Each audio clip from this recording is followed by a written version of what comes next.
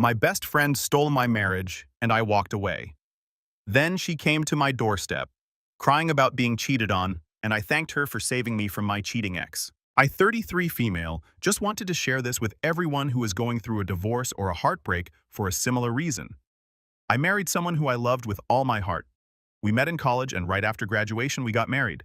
I decided to stay home because my husband, 34 male, made a lot of money. I gave him everything. Supported his business, cooked for him, cleaned for him. Basically babied him a lot because I was in love with him. I thought if I was a good wife and nurtured him, he would love me back. And for like 5 years, it was good. I discovered he was cheating on me when I found a random receipt from a hotel. I investigated a little and found out he was in fact cheating on me. And his AP was my best friend, Kylie, 31 female. I was betrayed by 2 of my closest people. Kylie gave me a vague excuse that she didn't want to hurt me, but she just fell in love with him. His excuse was, "You do not make me feel special anymore. You have just got boring and let yourself go." I agree, I was a little chubby back then because of my medicines. Also, I was always tired to work out. I tried the path of reconciliation but failed. He left me for Kylie. This whole incident made me realize who are my real friends and who are fake ones. There were people who are neutral, but only 2 of them, Josh and Marie, were on my side and cut off Kylie. I was really devastated. I felt like without him, I was a no one. I lost my husband, my best friend, my house, my life. I stayed with Marie for a while. She offered me a small job in her catering business. I love food. When I was married, I would make different variety of food for my ex-husband. Cooking was just very therapeutic to me. During that time, Marie's mom gave me some useful advice. That is, an average human lives for 75 years. You are already 27. Are you that stupid that you want to waste the rest of your life being sad over a man who never loved you? That thing really stuck with me. I have trust issues because of my husband's infidelity. I had trouble dating, so I skipped it for a while. I focused on working on myself. I socialized with a lot of people while I was catering and made a lot of connections. I always wanted to start a business of my own. And since I loved creating food, a customer I was catering for actually gave me an idea to start a baking business. My friends also helped me a lot. I built a pretty small yet successful baking business within a couple of years. I started to feel more of myself now that I am free. I didn't realize I had so much free time in my hands because I wasn't busy taking care of a large human. My house was clean. No one is putting dirty laundry on the floor. No one is telling me to make something else because they are not in mood for a certain dish. Nobody puts dirty dishes on the sink. I started to embrace this solidarity. I know those things I mentioned are not something that is big, but it was a huge relief. Moreover, no one questions me whenever I go out. I don't have to answer anyone before going out. I can spontaneously go on a long drive, and I don't have to ask for permission. I learned a new language within my free time. I focused more on family and friends who genuinely love me, and getting dumped has made me see the red flags I missed in my marriages. I used that as a lesson to steer clear of any trash men in my life. I dated few men, but they didn't seem nice to me. But it didn't bother me a lot. I am happy being single and carefree. I see my divorce as a blessing to me rather than a curse. I do feel alone sometimes, but recently I got a call from Kylie saying that she regrets marrying my ex because he never appreciates her and always puts the burden of everything on her. They have 2 kids now. But my ex doesn't help her with any chores. She is always tired and exhausted after taking care of 2 kids and an adult. It just made me realize that it would have been me if my husband didn't cheat on me with Kylie. I simply told her, "Well, you said you loved him, so he is your problem now. What's the point of coming to me?" That B word has the audacity to say she wanted a friend. I blocked her number. I don't want to be in their lives. Sometimes I feel like I missed my prime because I am now 33. It feels too old to start over, but I still have hope for love one day. I am currently dating a guy who is also divorced like me because his wife cheated on him, so we will see how that goes. Update 1. I, 33 female, am in a bit of dilemma. You see, my ex-best friend, 31 female, had an affair with my ex-husband, 34 male, when we were married. Our friendship fell apart right over there. I didn't have any contact with her until a month ago. She called me and said she is not happy with her life. I have moved in with my life. I don't need their shenanigans. I run a small baking business. It is relatively new. I only take orders for cakes on occasions like birthdays, graduation, or reunion, except for weddings. I have some plans to expand it and also have a dream to open a bakery of my own one day. Few days ago, I get an order from my ex-best friend. She wanted me to make desserts for her son's first birthday. And she doesn't just want me to make a birthday cake, she also wants a dessert section in the birthday party. It is a huge order and the pay is good. It will be good for my business. But as you can see, she and I have a history. This made me question, why does she want me to do it? My ex comes from a well-to-do family. He also has a high-paying job. She could easily hire the best baker in town. Why does she want me to do it? My business is not that big. It made me feel like she is trying to grab my attention, or just trying to sabotage my business. Or maybe she wants to talk to me after I shunned her the last time. On the other hand, the businesswoman inside me says to take it, I know I can do it. The party is huge. There will be many people from affluent background. I can promote my business to those people. It will boost my revenue as well. I am thinking if I just avoid her as much as possible, then it will be good. But I don't know. I am stuck in between. I need some good advice. Update 2. I totally forgot about this post. A lot of people have been asking me what I decided. Sorry to disappoint you guys, I accepted the order. It looked too good to pass it to someone else. Call me a greedy businesswoman all you want. But like you said, ask for advance payment. I did ask for it. They paid in advance. I always ask for advance full payment. I also minimized the contacts with my ex-best friend. So far, the interaction between us has been through email, and also I have an assistant who is a family friend. He knows my situation and is a middleman. I am documenting everything. I know I am taking a huge risk with this, but I am willing to see where it goes. Also, I got to know hiring me was my ex-husband's idea, not hers. My ex heard about my service from a colleague of his and wanted to hire me. I haven't talked to my ex about this. Most of my communications has been with my ex-best friend. Nothing big happened. I am still working on it. I will post a full update after all of this is done. Stay tuned. Update 3. Hi guys, I have read your advice and suggestions. You all made some really good points, so I decided to talk to my mom about it. I just needed her insights about this matter. She told me I should do what I want to do. My boyfriend also encouraged me to take the order. He says that if I had to stay to organize the dessert table, he would be there for me. I took the order. And it turns out it was my ex-husband's idea to hire me, because one of his colleagues recommended my services to him. And it was sort of short notice, so I had to rush this. Anyways, I kept it strictly about business. I did take the payment in advance, just like some of you have mentioned. I always ask for advance payments. I mostly maintained communication through email. I have an assistant who is also a family friend of mine to handle all communications. My ex-best friend tried many times to meet with me in person, but I told her to just email me because I do have cake orders for other people too. I only had to meet her one time in person regarding the order. She sent me the details of the party over the email. And like I mentioned, it was a huge order. I didn't just have to make a birthday cake for the baby. It is Pokemon themed. There were also cake pops, cupcakes, and macarons. Luckily, I had my friend Marie over for some help. Yes, I did pay her. So like usual, I went to deliver the cakes and other stuff for the party. There was already a table set at the venue. My boyfriend Josh, 35 male, came with me to support me and to keep me away from my ex-husband and ex-best friend as much as possible. As I was busy with myself, my ex approached me and said hello. Not gonna lie, seeing him after so many years, my heart just stopped. This man has given me the worst pain you could possibly give to a human. I am glad I held my composure. I also said hello back. He tried to have a small talk with me by saying that he is sorry about how things went down and what he said, and also I looked better than the last time he saw me. Then he drops a big bomb. He said all these years he has thought of me wondering what I was doing, even though he is happy with his married life. I was silent. I didn't say a word. He just kept spewing that he misses me and my cooking. My homemade French onion soup is still his favorite.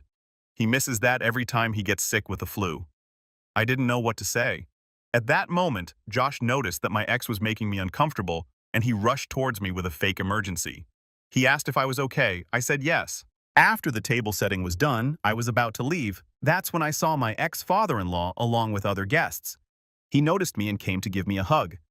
My ex-father-in-law is a very humble man. In fact, he was the only man who was on my side when I was going through a divorce with his son. He looked really happy to see me and asked me how I was. He started to chat with me. I talked to him about my business, and he gave me some advice. He even talked to my boyfriend. He called Josh a pretty standard guy, whatever that means. Ex-father-in-law was nice and said he would suggest my services to his friends too. He insisted that I stay until lunch is served. I said no a couple of times, but he managed to convince me. I only stayed for 1 more hour or so, but I was fine. I did notice that my ex-best friend was eyeing me from the corner. I was fine because Josh was beside me the whole time. I chatted with some guests. They appreciated my service. I didn't have any more conversations with my ex. I didn't even stay for the cake cutting. I left the first chance I got, but my assistant stayed to make sure everything was fine and for the cleanup. It was overwhelming for me. I saw some of my old friends and my in-laws. My mother-in-law avoided me, and some of my old friends just said hello. Later that day, I got a message from my ex-best friend on my work email that she liked my service and that her guests really liked my cakes and desserts. She also said, "Sorry, that's not where it ends."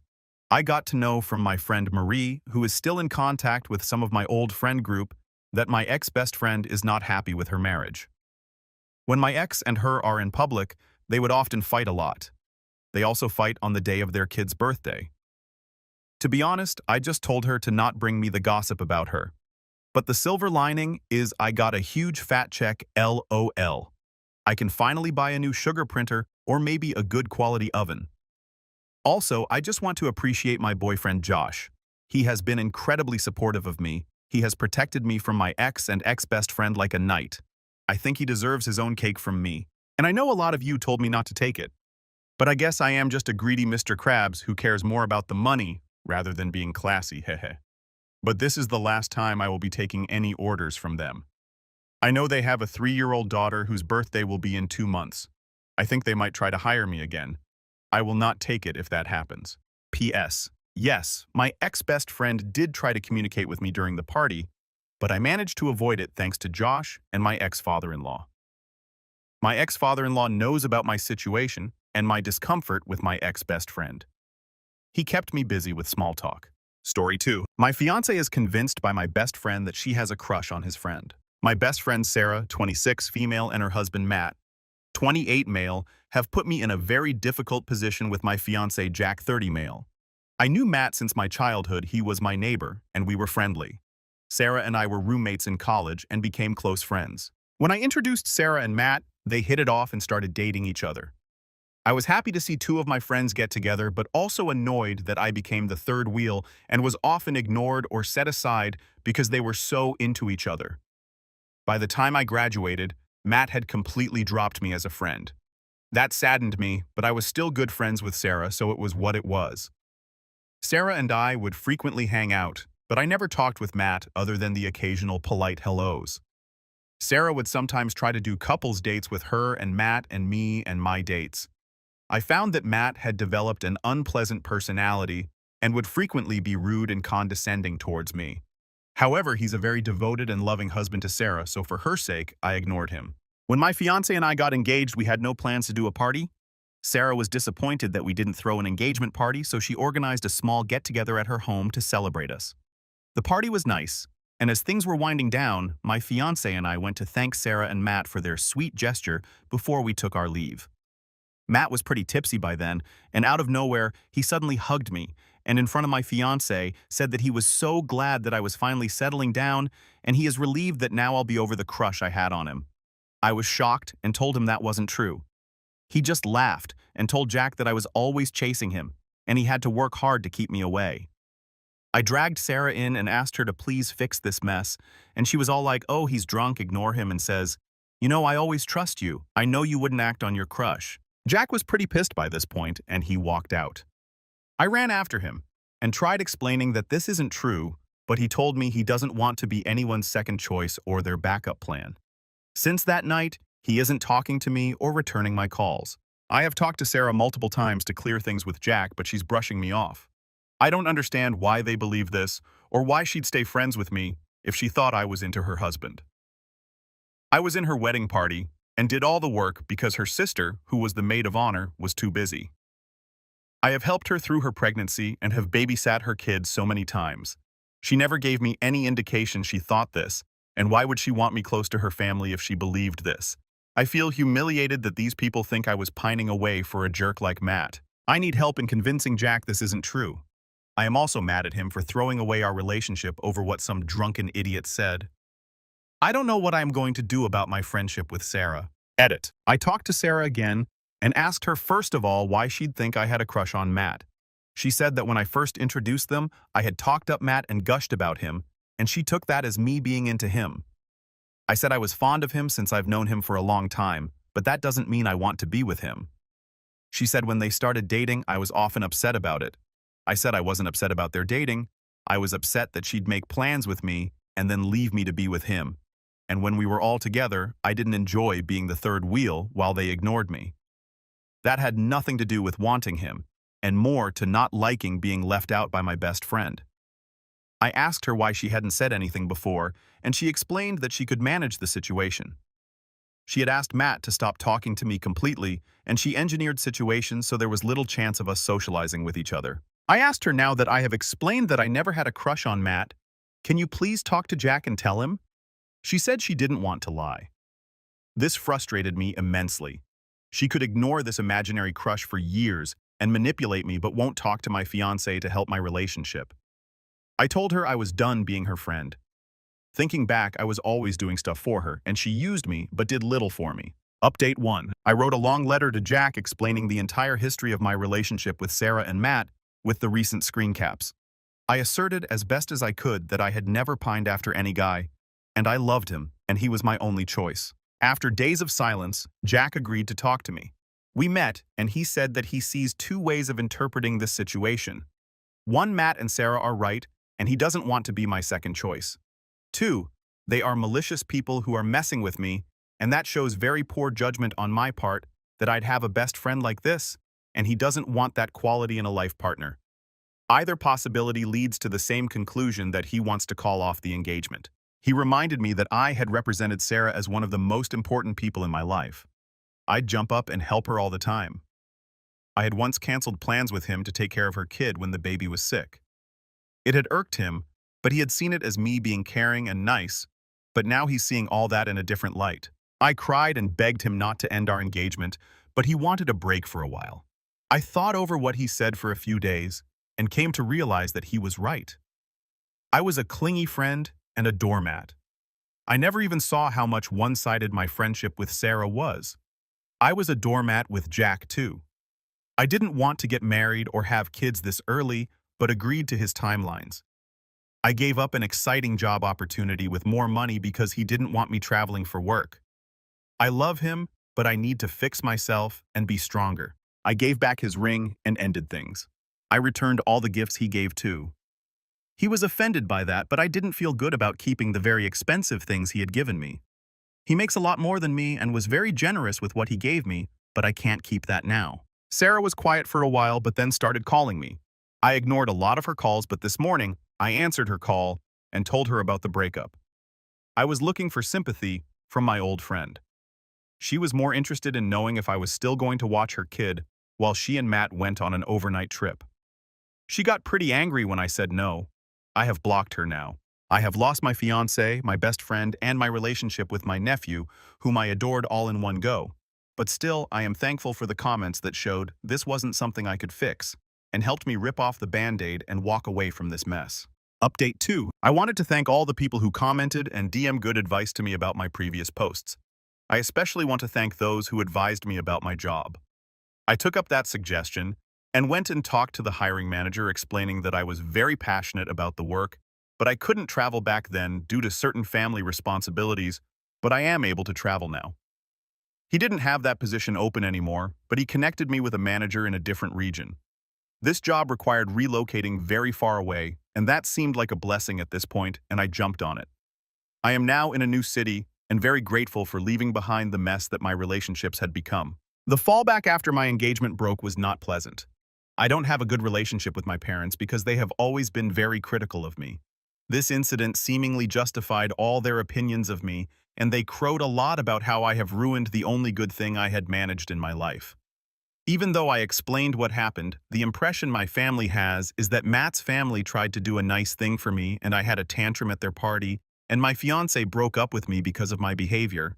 I am so grateful to my job for allowing me to move away from all these people. My ex-mother-in-law had called me a few times to talk to me, but I avoided her for a very long time because I didn't think I could deal with more criticism. I did agree to see her a few days before I moved. She wanted clarification on why we broke up because she said that the reason Jack had given her was so dumb she was convinced he wasn't tell her the truth. She told me what he said, and he had given her the correct details. I confirmed that's what had happened, and she was dumbfounded. I hadn't realized this, but she liked me very much and thought well of me. I was so moved, I cried she might be the only person in real life who felt I wasn't in the wrong. She tried to convince me to talk to her brother and work this out. She was very disappointed to hear that I was moving away. Another reason I am glad for the relocation, otherwise I'd have been tempted to agree to her setting up a meet. Later, Jack left me a message saying we should talk, but I haven't responded to him. I moved and I am settling down in this new place. I am very busy with my new job and getting used to a very different lifestyle in this big city. I have thought about calling him, but then I think I should let that lie and work on building a new life for me.